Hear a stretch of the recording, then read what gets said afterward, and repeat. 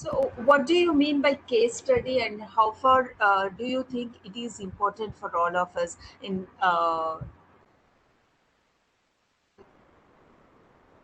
psychology?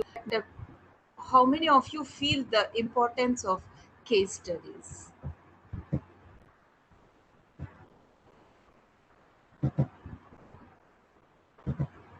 Without much delay, as we all had some technical issues and all these things, let me get to the point. Like, what do you mean by case study? Case study is in-depth investigation of a single problem. We all do counseling sessions. So what is the motto of doing the counseling session? To know why the client has come for us, isn't it? So we want to know why the client has come in, what is it that, and what better solutions can we give to the client, and how we can make the client to choose for the options or work towards the goal. So case study is in-depth investigation of a single person or group or event or community. So, this case study is a concept that is adapted originally from clinical medicine. You all know, like when you approach a doctors or when you visit hospitals, they will be writing long histories of the cases. So, this is something that has been adapted from clinical medicine. The patient comes and explains the symptoms. The doctor will be recording everything, and he comes to a conclusion of what is the diagnosis, or what are the different methods of the no what are the different diagnoses, or what is the exact problem is. So in psychology, case study often is confined to study of a particular individual. So it could be either a problem of his cognition or behavior or emotional aspect. So what exactly is the problem? To know that, a case study would be helpful for us.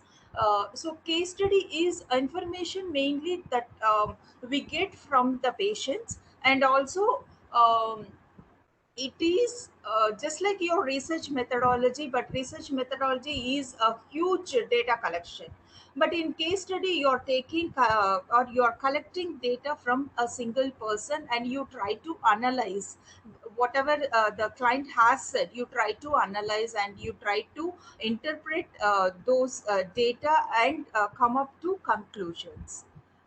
So, why case study? The hope is to learn something that is gained, and unfortunately, most of the case studies tend to become highly subjective. So, it is not that every case study is similar. Each case study is different and unique in its own way. Okay, and case study, where in what fields you could like apply this case study. So case study could be applied in the field of psychology, in the field of medicine, in the field of education, anthropology, political science, and social work. Not only this, the other aspects also, but mainly these are the departments, or these are the fields wherein case study plays an important role. So, why case study? What are the benefits of case study? Like I told you, it allows you to collect great deal of information. And what happens while you are collecting this information? Sometimes what happens is it will give you an idea, or it will give you concepts for newer cases or newer ideas, newer concepts. The client, you might have heard something which you might have not heard earlier in your practice. So case studies will give you new ideas or rare concepts, and also it allows the research to develop your own hypothesis. When I talk about the research methodology, I always give this example. Research methodology is just like your arranged marriage. Believe me, initially you will not love it. Okay. Uh, no, you really don't want to get into that, but once you get into research methodology, you will fall in love with that. The personal experience I'm saying you, the first time I applied I gave my research methodology paper, I failed in that subject because it was like Greek and Latin to me. I didn't know any nuances of research methodology, but right now, like, research is like my passion. uh, so I always attribute research methodology as a arranged marriage. The more you get to know about it, the more you fall in love. So it provides an insight for research, and also it permits investigation for certain situations where you don't expect something to happen. So it gives you wide range to explore newer concepts and newer ideas. And for anything we have limitations, isn't it? It's always a limitation for anything. So what are the limitations of case study? Cannot necessarily be generalized to larger population. Like I told you, most of the case studies are subjective. It could be applied for a single person, and you cannot demonstrate the cause and effect. You can't say like if you apply this concept, this would be the end result. Sometimes scientifically it will be very rigorous. You will be having lot of things that you need to scientifically prove. Sometimes what happens, there are certain things, like we say psychology is a branch which is both science and art. Certain things why they happen you really don't have answers, but those things do happen, isn't it? So the one of the limitations of case study would be like how you can scientifically prove these aspects. And no like when you're trying to prove it scientifically, sometimes there are situations where there will be little bias for generalization of results. Sometimes researchers own subjective feeling may influence the case. Sometimes you want this study to happen in this particular manner. So sometimes without you knowing that your thoughts or your concepts or your ideologies will be influencing the case study. And like I told you, it is very difficult to replicate. One study need not be the same or similar to the other study, and you can't like if you do the case study once and you do it the other time also, it's not that you will get the same case study. So it's difficult to replicate, and also it is time consuming, sometimes expensive also. And the volume of data that you get, sometimes what happens is uh, you need to have lot of resources that will be available for you to carry out certain research or analysis. When we look at the case study examples, Anna O is one case study that Sigmund Freud describes, because Anna O is a pseudonym. There is no such person as Anna O, but a physician named Joseph Breuer and Freud used to discuss about how this lady Bertha Pappenheim, she had lot of issues, and they used to talk about the experiences of the symptoms of that particular lady. They said like she, you know, those symptoms or that the condition that lady was suffering was like hysteria. And while talking, both Freud and Joseph Breuer, they felt that they had catharsis or they had the ventilation of their own feelings. So this gave an important development for talk therapy, and they came up with this concept of talk therapy. See, discussing about a case of a particular lady gave ventilation or catharsis for these people, and they have come up with talk therapy. Phineas Gage is one particular typical case study where he was a railway employee and he met with an accident, and an electric rod I mean an iron rod got stuck into his skull. No, and the doctors couldn't do like, and the damage was happened to his brain, to important portions of his brain with the cerebral cortex. So Gage recovered from his accident. He had to like even after they removed the rod, you could see the rod. He was holding it, so he lost one of his eye. He lost a little bit of his brain, but he was left with serious changes both in his personality and behavior because of the injury that was caused to his brain. And Jeannie is one typical example of an intrinsic case study. Here, this girl was abused. She was confined to a place, and she was not. She was totally cut off from that world, the outer world.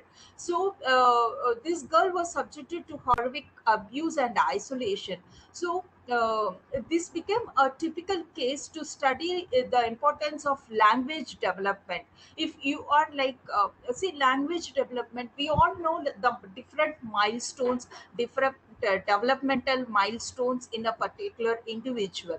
So what happens if that particular development doesn't happen in that particular age? Will it have a huge impact, or whether they can apply these milestones, or whether they will be able to develop these skills in the later stages? So Jeannie's case was a typical intrinsic case study, and our own Paget.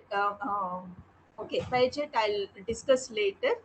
Little Hans, Freud came up with Little Hans case study, where Little Hans had phobia of horses. When he collected the data or information from Hans, why he is afraid of horses, then he came to know like he was playing with his pennies and no genital organs. You all know the psychosexual stages. Freud has told us, isn't it? So it was related to the genital stage as well as to the Oedipus complex. Their hands was relating to like the Oedipus complex. Where, yes, can I go ahead? Okay. Yes, ma'am, you can go ahead. Yeah. Yes. So whenever little Hans was playing with his whittler, that's his genital organ, his mother would say like, "I would cut off or castrate your." So he was more thinking about, oh my God, what will happen to my penis? My mother would cut it off, and he was like thinking. And you all know like horses do have long penis, and he was more afraid what would happen. So that's the reason he got stuck up in that particular aspect. And he developed phobia because of the castration what his mother told about. And whenever he looked at the horse, he could relate it to his father as well, because he was having the Oedipus complex as well, because he kept his father in a no hero position sort of. So whenever he thought about the horse, the nose of the horse represented his father with big mush. So this is how he related, and there was a sort of phobia that he developed. So analyzing all these things, Freud has told like, you imagine your father with a big penis and he is married to your mother, and slowly this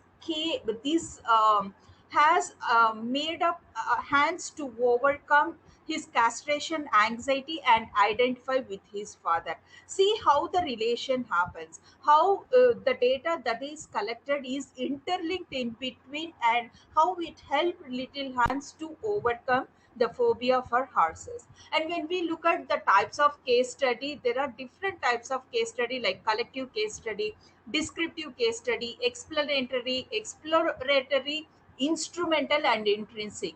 When we talk about the collective case study, it is like you do it in a group of people, you collect the data and you arrive at the results. When we talk about the descriptive case study, it is about the description. You do something, this is what will happen. It will for example, you give insulin for people who are having some damage to their pancreas, or for instance, if you are trying to have inclusion for special educated people, so for specially challenged students, how for inclusion will be helpful. So these are all what you are doing, that you will be describing. So descriptive case studies gives an idea about what you are going to study. Explanatory is like giving you the whys, how of the case study. Sometimes the researcher will not be knowing what to do, how to do the research. So explanatory case studies will give an idea of why you're doing this study and how you're going to do this study, what are the things that you have to look in for, what are the variables you have to look in for. Exploratory case study is similar to your pilot studies, so there will not be much studies that would have been available, and you will be trying to explore in this case study, and you will be no there will trying to gather more information on a particular thing, or you will be coming up with your own hypothesis. Okay. Instrumental case study, like I told you, something. For instance, yesterday I was explaining to a bunch of people like, what do you mean by instrumental case study? So I give you like an example. We all know like vitamin C helps in boosting immunity. Okay. In instrumental case study, we will be studying whether taking vitamin C will improve the immunity to combat COVID-19. So here vitamin C, studying vitamin C improving the immunity would be instrumental to combat COVID cases. So this is a typical example of instrumental case study. So intrinsic case study is where the particular person who is doing the case study becomes the object, or the persons who are concerned. You all know about the Paget's mode of development, with the child development, the concrete stage, pre-concrete stage, all these things. So Paget has observed his own children and came up with this concept. So this is a typical example of intrinsic case study. Okay, so how to write a case study? There are a lot of things you have to keep in. While we are doing the counseling session, each one will be having their own individual style of collecting information and writing. Some will be going after the verbatim reports, whatever the client says they will be noting it down. Later they will be like taking up whatever information they need to analyze the case. So each one, it is like tailor made as your counseling sessions. Okay. Some will be having retrospective case studies, they will be trying to analyze with them, they will be trying to compare it with them. Okay. That's how you get into the review of literature, go about what are the previous studies, and you try to analyze with your own current study. So where to find data? There are a lot of things through which you can collect data. So you have the archival records. Archival records are the surveys, the records that are already there present. And the next one would be direct observation, where you tend to observe the client or a particular subject and tend to gather more information by observing, or while the individual is in a natural setting. Documents through letters, through anecdotes, through the other records, newspaper articles. If the client is someone who is very famous, you will be having lot of articles regarding him through different sources, also through internet and all these things. Okay. And interviews, collecting, gathering informations from person. It could be telephonic interview, or it could be with more open-ended questions, or it could be through survey questions. Participant observation, where the researchers serve as participant in events, and also he turns, like you're doing lot of studies, you give a Google form, so this interviewer also like becomes one of the participants and try to analyze and collect information. These are a few types of collecting data. So while why we are doing this case study, so one thing is you will get the background information. So why background information? Because demographic values are very very important for us, isn't it? Demographic values will give us the variables while you are doing your research. So the first section would be like you collect the client's background details, his age, gender, work, health status, sometimes the family history, the type of family as well, his family and social relationship, whether he has the history of taking substances, like whether he is into drug or alcohol, or if there are any other life difficulties, what are the goals and what are the coping mechanisms, what are his weaknesses. Because all these informations will be helpful for you to do study. If you do a study also, you can further get into more deeper studies by doing the comparative studies. Sometimes what happens, you could do comparative study between men and women, sometimes you can do the study between rural areas and urban areas, sometimes between, because of the birth, whether this study applies to the working sector or non-working sector. So all these things will be very helpful for you to choose your research, I mean to carry out your research. And uh, this case study will give you what is the presenting problem. Because sometimes the client will come and say you something, you need to ask more open-ended questions to gather information. What the client comes and says will not be the particular problem for which the client would have come. So when you probe, you will get into the crux of the problem. Okay. Sometimes you need to know, like, Like I told you, each one will have their own way of collecting information. So you have to look in for the physical complaints, the emotional, the cognitive complaints. So you have to ask for the thoughts, feelings, the perceptions. So if you know the MSc, mental state examination, wherein you ask for the thoughts, for the moods, for the feelings, no, sometimes the behavioral aspect. Why this? Sometimes depending on these symptoms, you will be checking with the DSM manual, that is the Diagnostic Statistic Manual, or the ICD-10, or now we have the ICD-11. So you will look and you will see like how many symptoms are like tallying depending on that. In case, for instance, if you're dealing with the substance alcohol dependence, and you will be asking the symptoms, there are 10 criterias for you to give whether the person, the intensity of alcohol dependence. And if the person gives you 2 or 3 points that are there in the DSM, then he is said to be mildly dependent, alcoholic dependent. If he covers like 4 to 5 symptoms, it is like he is moderate dependent. And if the symptoms are more than 5, what the client says, it is severely dependent. So the person is having severe alcohol dependency, and depending upon that, upon your diagnosis, you will be coming up with the treatment aspect. Okay, sometimes what happens, this also will be helpful for you to do the provisional diagnosis. Provisional diagnosis is what you arrive taking all the symptoms, and also the differential diagnosis. Because when we say about anxiety, for instance, the person says I am anxious. So where do you find anxiety?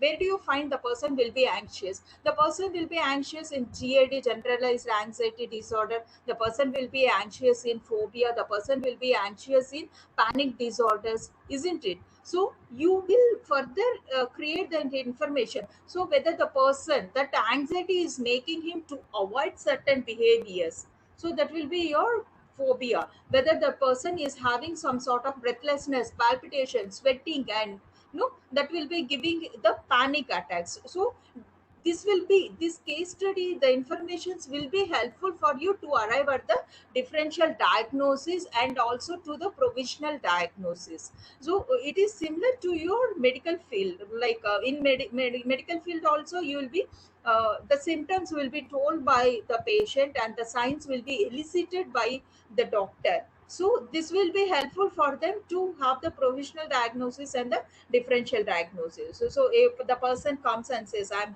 having pain in my abdomen, so what are the different organs that are involved? So the abdomen is divided into 9 quadrants. So depending on the place where the person says he is having pain, the doctor will come to a conclusion whether it is a gastric pain, or whether it is appendicitis, or whether it is renal pain. Sometimes the renal pain, the pain starts from the backside and it will be radiating towards front. So depending on all these symptoms, and there are certain signs you will tend to elicit. So there is something known as McBurney's point. So if there is tenderness in McBurney's point, it is a typical sign of your appendicitis. So the doctor says that you have to get your appendix operated. So these are the things. So case study will be helpful for you to come with the diagnosis, proper diagnosis. Because the proper diagnosis will be helpful for you to plan your treatment. That is with the medical aspect. When it comes to the psychological aspect, we will be looking like what approach you have to take, isn't it? So we have different approaches. You have your cognitive approach, you have your humanistic approach, you have your psychoanalytical approach. So depending whether the client is having problem with his behavior or with his thought process, or depending on that, you will be either incorporating CBT or REBT or DBT or eclectic, whichever you feel will be helpful for the client. So, and also this case study, after everything you will be writing your discussion. So what is it that you have learned from this case study? What are the things you have to look in for, and what are your strengths and what are the limitations? All these things you will be discussing in discussion. So I'm done with the case study. You have any doubts? This is something uncalled for, and I hope I did justice for this session, and you all enjoyed or learned a few things. So, any questions? Thank you, Dr. Veena ma'am. So as a firefighter, you made the day today.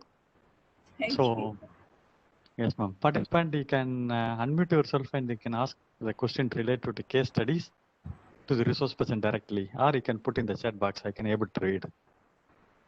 Ma'am, I can see a lot of positive feedbacks from the chat box. Sir, in research, we have two types of research, like the qualitative and quantitative. So, while you're doing the qualitative research, even one single case study is also presented. So, you can like analyze from single case study as well. Hi, Suresh, sir.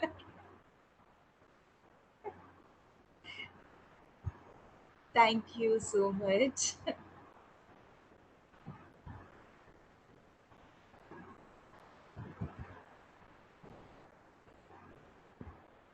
Yes. Any other questions?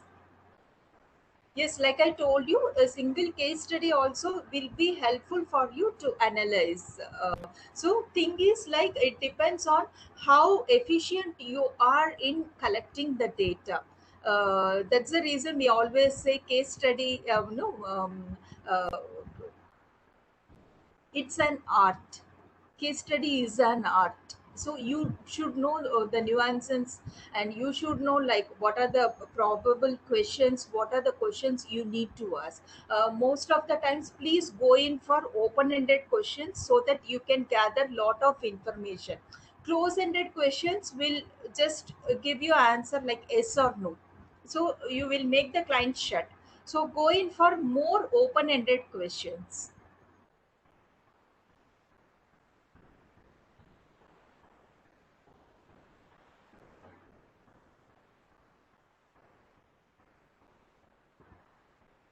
Abhijit N. Yes, see, case study is like a trailer, okay, and your research paper is like a movie, okay. So, case study is something a concise thing. Sometimes your research paper can also have a single case study, okay. So it is a concise, it is a no smaller version of your research paper.